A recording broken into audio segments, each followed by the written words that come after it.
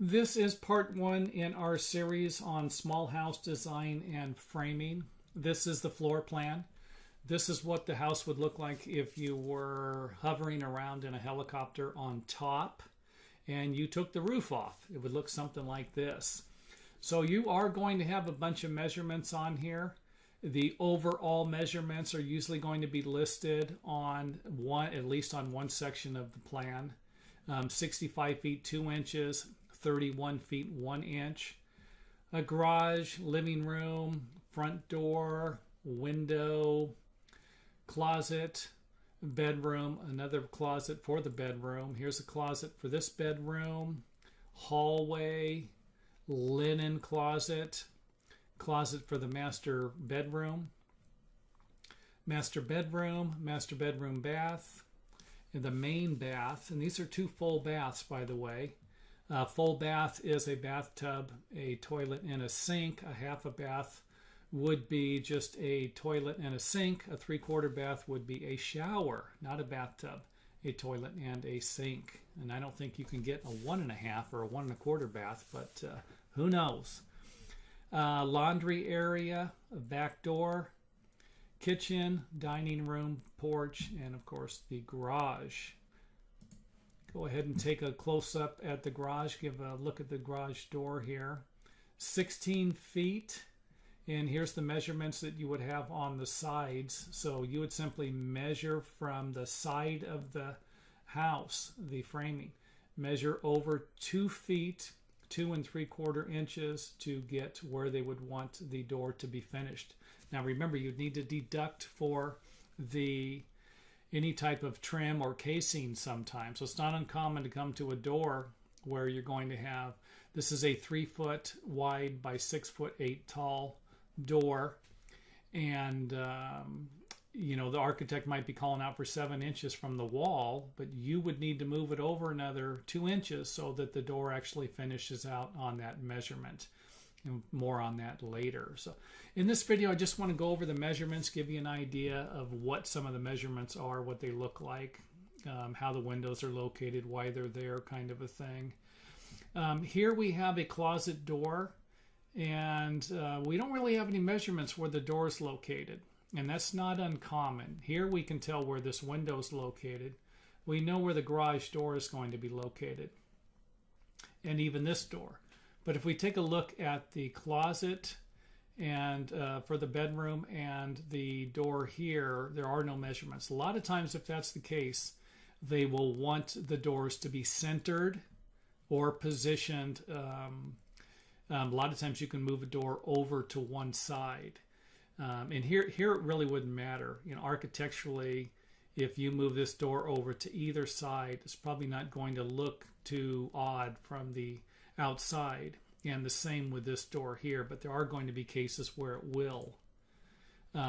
Same thing here. You wouldn't notice it as much if you move the closet over a little bit, but here you would.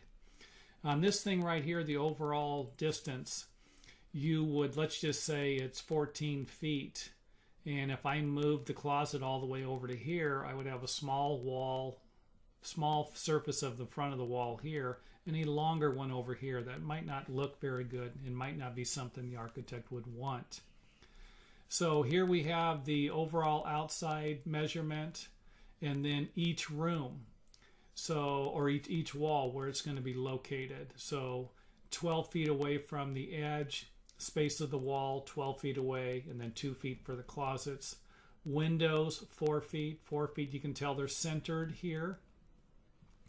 Let me just go back to what I was talking about with the doors. It's not uncommon to have a door where you're only going to come 3 inches off of the wall. That would be 2 wall studs. You'll come off 2 inches, and then that's where the door is going to be every single time. And you could do that for here, and you'll see more about that in the framing when I go into the framing on it. So again, if you don't see any measurements for doors, a lot of times they're going to want you to pull them as far as you can one way, or center them in a room. And a lot of times you can tell just by looking at the plans. You can see right here, this one's centered, and this one isn't. This one's not in the center of the room here. It looks like it's shoved over as far as it can go. And this one here isn't. Otherwise, it would be over a little farther. Master bedroom, some more measurements. Again, the door, is it centered here? Looks like it is. Don't be confused if you come to something where it says 5'6", and then over here the measurement's a little larger. It's because it's going to the outside of the wall and not the inside of the wall. Okay, the laundry area, another door, window in the bathroom, kitchen, dining room. Again, this window, is it centered in here? It probably is, because we can look at the measurements here. Subtract the 2x6 wall, and there it is. Here's a good example of a measurement that the architect is calling out for that would be specific. This door might look like it's centered in here. Same with this one here. But the architect wants to make sure that you provide a specific measurement. Otherwise, he would have had the center of the door here. So he's calling out for something here. This might be the case to, there might be a specific item that's going to be going in here that is, let's just say if this door is off just a little bit, it could create problems for that item. Cabinet, a washer and dryer, something like that. Openings coming out of the living room. A lot of times you're going to have an opening going into a kitchen. I believe someone asked in the comment for the introduction that why not just remove the wall or put a post and a beam in here. And that's true. This would open up this room. I'm drawing this. I actually drew this house for a reason, and I'm going to provide that in another video that I'm going to make. But I wanted to use this center wall to support the ridge on the roof, and you'll notice that as we go through the series. And a lot of times it's hard to build a roof. I know that for beginners, and I actually drew this particular house to show you how you could build a house a little easier with a little less knowledge about home building. So more on that later on. So here we have a couple of openings. There is no size on this opening right here. If that's the case, the architect again wants 6 feet here. Then put the 6 feet in. If this is 4 feet 2 inches or 4 feet 10 inches, then so be it. That's what it's going to be if it's not called out. Door going into the garage. It's not uncommon to have the door open in to the house. That's a safety feature. If someone was to break into the garage, they can't pull the pins off the door and break in. But, of course, they can always kick the door in. So one safety feature sometimes creates problems for another safety feature, or security, not safety. Okay, we have a 5-foot door. Again, this looks like it's centered in here. And this is probably going to be centered in the porch area, not in the dining room area. It's going to look nicer if it's centered outside. Again, here you're not going to notice it as much because you have a longer wall and a shorter wall. But you would notice it if this window wasn't centered. If this window was moved over a little bit, you would have a smaller. It's not uncommon, like I said, for an architect to center something. And here we have the porch with a post and a post. Let's go ahead and zoom in on this area here. And I'm just going to kind of whip through this. You can kind of look at it. I already covered everything, or pretty much everything. Pocket door. A lot of times that'll be called out on the plans on a finished detail. Bathroom, zoom in on that. Here we can see that the door measurement is 2'4" by 6'8". Now don't get confused. This used to confuse me all the time, and I don't know why the heck they do it. I really don't. I used to think that these were 24-inch doors by 68 inches. Used to just drive me nuts. But same thing up here. This would be a 26-inch door by 68 inches. But that's not the case. So don't let this drive you nuts either, like it did me at one time. Close up of the bathroom. Again, the doors, bedroom doors. Not uncommon to have a 2'6" bedroom door and a 2'4" bathroom door. Extremely common. Them are common measurements. And again, this door would come off 2 studs, and this one would come off 2 studs. and then the rough opening, and then you would finish the framing.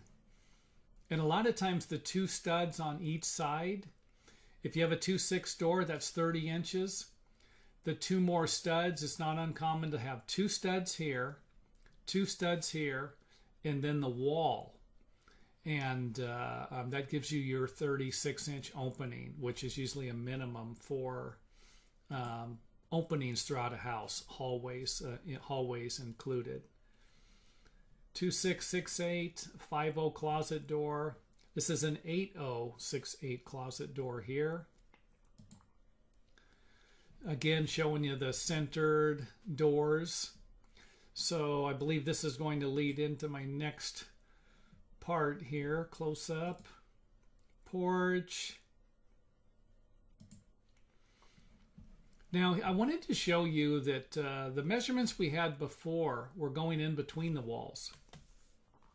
There are other forms that you're going to see on plans, and this is probably going to be the most common, where the wall's actually centered. They'll have the center measurements, and the center measurements for the doors and windows, especially the windows. So, and if an architect wants you to make sure, if they give you a confusing measurement, 5'11" from the center, 6'2 3/4" from the edge, and you're thinking, wait a minute, does this center in here? Do I really got to do the math? It's not uncommon for an architect to actually put a measurement in here like this from the inside, telling you that he wants this window or she wants this window to be centered in the interior of the room, and there's no better way to make it than to do something like this, than to make your point. So this is one way to, or I should say another way to provide measurements for the location of doors and windows and other objects. Now this one right here, you're probably thinking, hey, wait a minute, what changed?